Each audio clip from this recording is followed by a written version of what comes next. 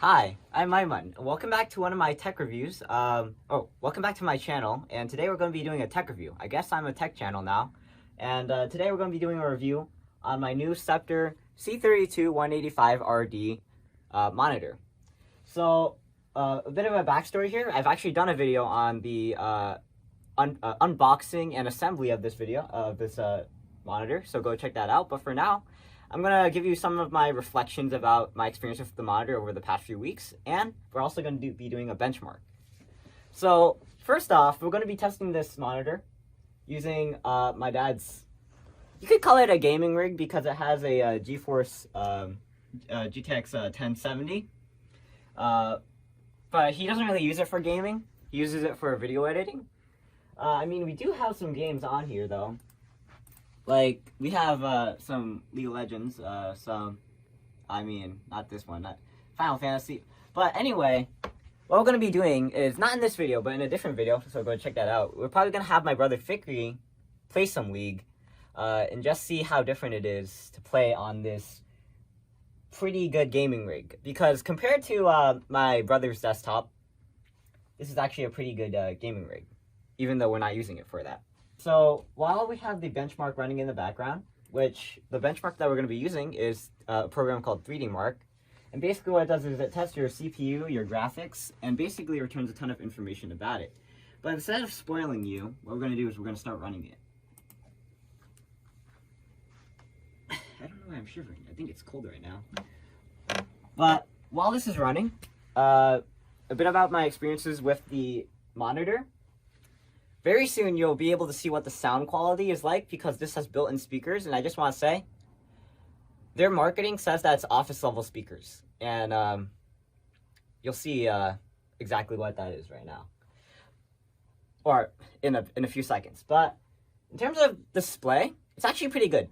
I actually didn't know this, but my sharpness was at 50%, and when I raised the sharpness to 100%, the graphics got like way better.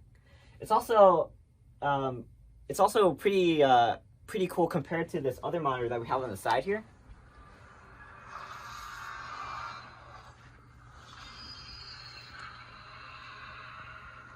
Alright, so just get a listen of that office level speakers, because those are office level.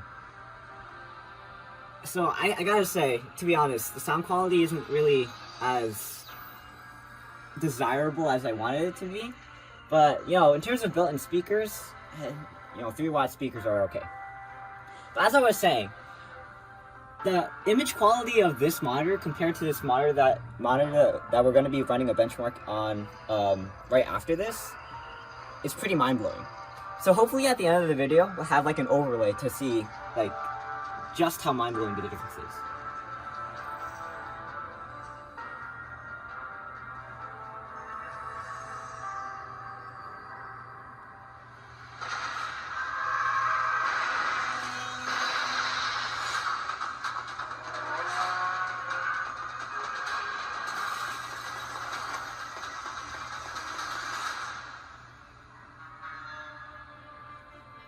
Namely, I want you guys to notice the frame rate, at least. In terms of the frame rate, it's pretty good. Actually, we're going to be doing an FPS test right after this, so maybe we'll get some few clips of that.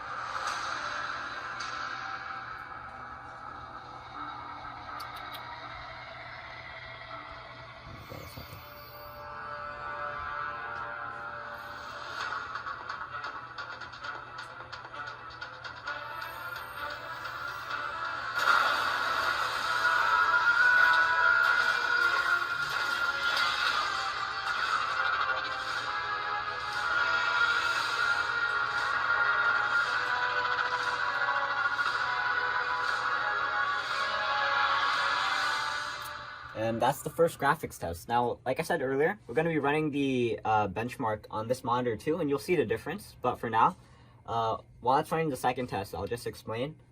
So my experiences with this monitor has been pretty good because in the past I've been using a TV. And converting from a TV, actually I'll bring it in right now, hold on.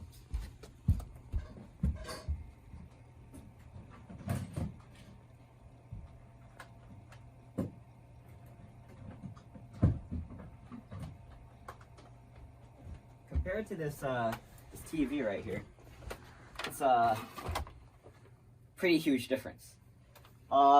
Mostly when I'm doing schoolwork, I'll put this. This is what it looks like. But mostly when I'm doing schoolwork, I don't really notice the difference. But when I'm playing games, which I don't really do that often because I have to study, but when I'm playing like Minecraft or Guild Wars 2, the difference is pretty distinct. So you can see right down here, there's an FPS or frames per second counter. It doesn't really say much because this monitor can go above 40 FPS, but you can just look at it. While it's doing that, so there's a few more tests to be run, and while it's doing that, I'm going to switch over to, right now this is on DisplayPort, which means that's running at 185 hertz.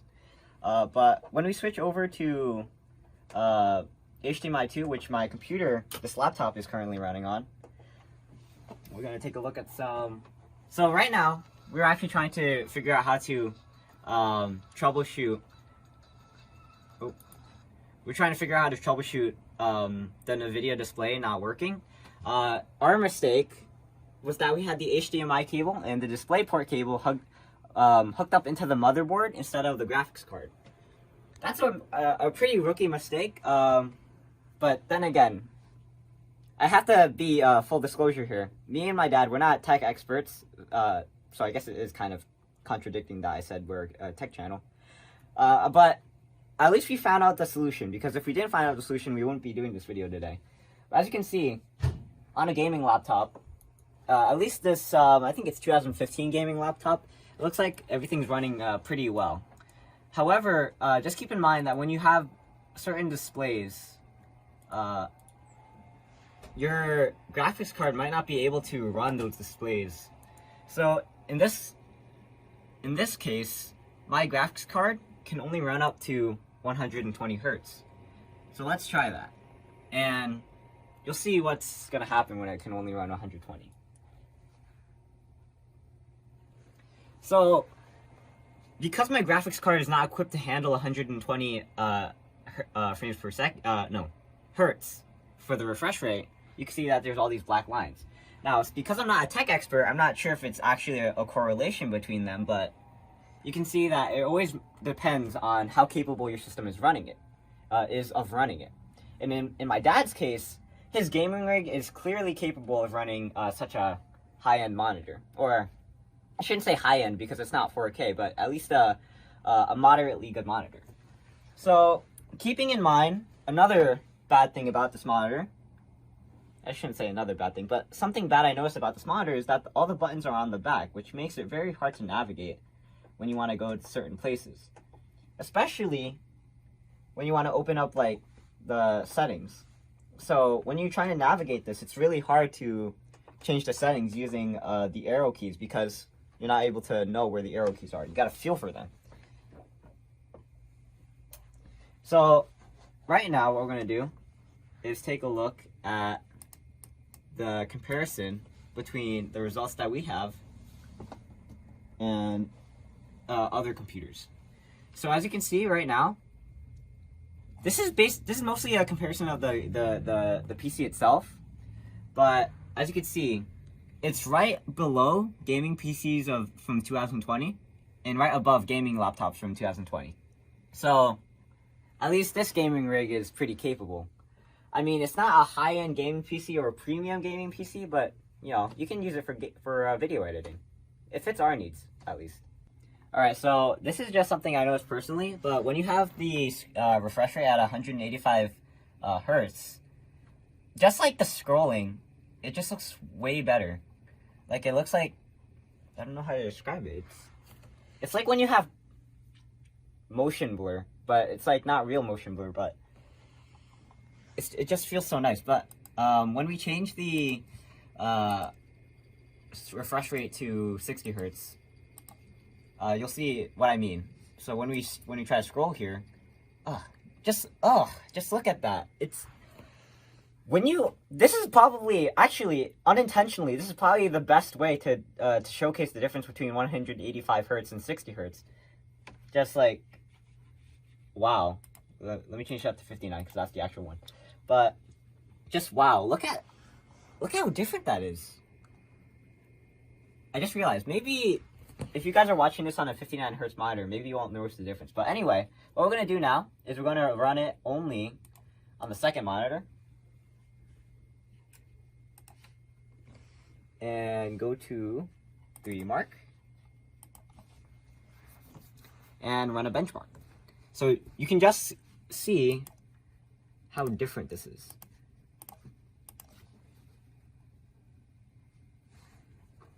What we're going to do probably is we're probably going to do a separate video to see what these monitors look like side by side when we're running the benchmark. So if you want to see, I mentioned this earlier, but if you want to see how good this looks put into practice, then you should definitely go take a look at my brother's video when he's playing League. And maybe I'll be doing a video on me playing Minecraft, but we'll see. I'm going to turn this off so it doesn't, what's it called? When you're running an experiment, you don't want to have the factors affecting each other.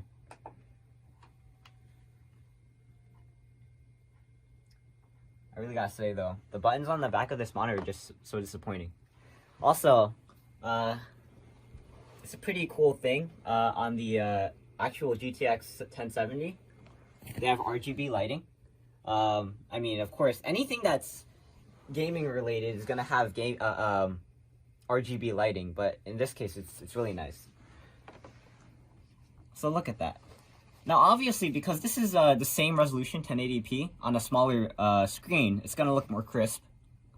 But keep in mind that this monitor is not curved, so that's already one thing that's pretty disadvantageous for this one.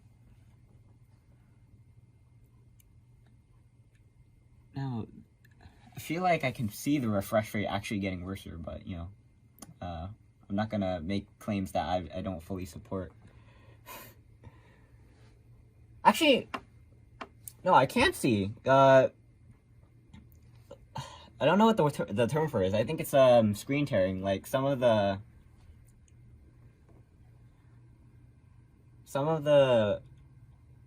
parts of the scene are like delayed. I don't know. I'm not sure if you guys are able to see that. I kind of see it right now. But anyway, if you go back to the previous part of the video where it's showcasing it on the Sceptre, and this part of the video where it's showcasing it on this Dell monitor, you should see a pretty distinct difference. At least I saw a difference, and my dad saw a difference. Maybe because of the video, because of the limitations of compression and stuff, it might not show a difference, but at least in our case, it's pretty nice. Alright, so as you notice, there's no sound on this, and that's probably the main reason my dad... Oh wait, no. That's probably the main reason that an anonymous donor bought this monitor for me. Okay, I spoiled it, but because my dad actually doesn't have monitors that have built-in speakers. He doesn't even have external speakers, which is kind of weird. I always see him downstairs with headphones in his ears, and it kind of bothers me. But when he gets this monitor, when I go to college, which, you know, spoilers, he's probably going to get this monitor when I go to college because it's not going to fit in a dorm room. He's probably going to be able to use it for some pretty good video editing. Sorry for spoiling it.